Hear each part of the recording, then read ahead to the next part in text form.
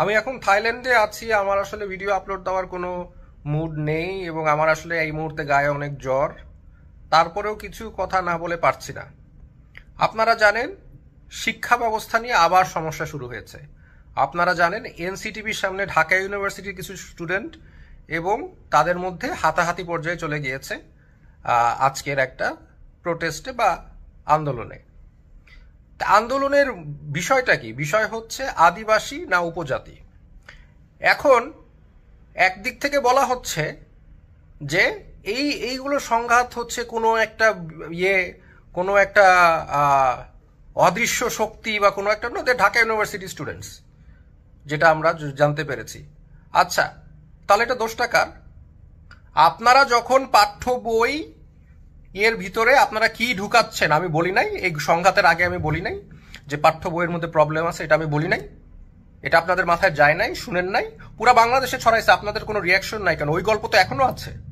যেই ননসেন্সের ব্যাপারে আমি ওয়ার্ন করে দিয়েছিলাম, যেই ননসেন্স আপনাদের ভিতরের লোক আমাদেরকে লিক করেছিল, সেই ননসেন্স এখনো আছে, সেই আজে বাজে গল্প সেগুলো এখনো আছে।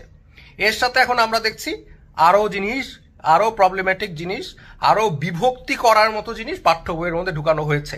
এটা ষড়যন্ত্রমূলকভাবে হয়েছে। এটা যে ষড়যন্ত্রমূলকভাবে হয়েছে এটার প্রমাণ আমি সুন্দরভাবে যুক্তি দিয়ে বুঝিয়ে দিতে পারবো। এক নাম্বার, আপনারা যখন গল্পটা এইসব পাঠ্য বই এডিট করছেন তখন আপনারা জনগণকে দেখান নাই কেন আপনাদের কাজ কি? আপনাদের ভিতরে ট্রান্সপারেন্সি নাই কেন? আপনারা ফ্যাসিস্টদের মতো, আওয়ামী লীগদের মতো কেন লুকায়া চুপায় নিজেদের যা ইচ্ছা তাই করছেন? জনগণের মতামত দেন নাই। ওয়াই আপনারা দেন নাই? কারণ আপনারা চান একটা সংঘাত লাগুক। আপনারা শেখ হাসিনা যেরকম বিদেশিদের কাছে বিক্রি করতো যে তারাই উগ্রবাদী দমাতে পারে, তাই তাদের বৈধতা আছে, সেরকম একটা ম্যানিফেস্ট বৈধতা বা লিজিটিমেসি আপনারা জেনারেট করার চেষ্টা করছেন। এটার জন্য আপনারা বিভিন্ন সময় সংঘাত লাগানোর চেষ্টা করছেন। কারা করছেন? এই কারেন্ট যে সরকার আছে তারা। আদারওয়াইজ আপনারা বলেন why they was there net transparency? আপনাদের নিয়োগের ক্ষেত্রে কাকে এনসিটিভিতে দিবেন না দিবেন সে তো জনগণের সাথে আপনারা সেটা বলেন নাই, জনগণের কোনো মত নাই। আপনারা তো ফ্যাসিস্টদের মতো আচরণ করছেন। জনগণের মতো মত নাই, ভালো কথা দিয়েছেন, ভেরি গুড, নো প্রবলেম। এখন আপনারা পাঠ্য বইতে কি গল্প দিবেন সেটার মধ্যে ট্রান্সপারেন্সি ছিল না কেন? আপনারা আগের থেকে দেখান নাই কেন জনগণকে যে তারা এগুলো বই পছন্দ করে কিনা, গল্প পছন্দ করে না? Because you don't care, because you are a fascist, you don't care যে কি জনগণের মত কি। আপনারা আপনাদের আদর্শ আমাদের উপর চাপিয়ে দিতে যাচ্ছে। আচ্ছা, তার ফলশ্রুতিতে কি হলো? এই ঘটনা ঘটলো। So I want to make things clear. You are responsible because you have no transparency and you are behaving like a fascist government. এইটা বলার আসলে কোনো কারো এখন পর্যন্ত কারো হিম্মত হয় নাই, বাট উই ডোন্ট কেয়ার, বুঝছেন না? আমাদের জীবনে আমরা যখন আন্দোলনে গিয়েছি আমরা we are ready to die.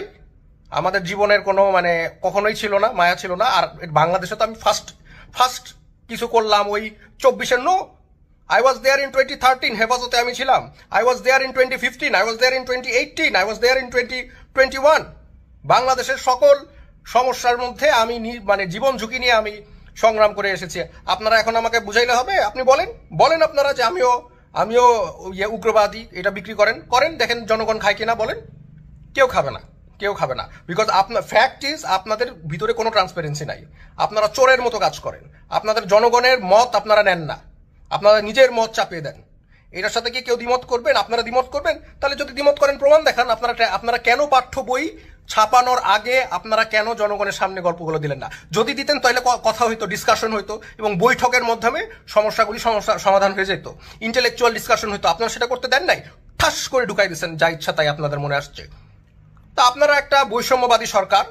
আপনারা একটা আস্তে আস্তে দিনের পর দিন, আপনাদের প্রথম দিকে আমি সমর্থন করেছি, এখন দিনের পর দিন আপনাদের আচরণ ফ্যাসিস্টদের মতো হয়ে যাচ্ছে।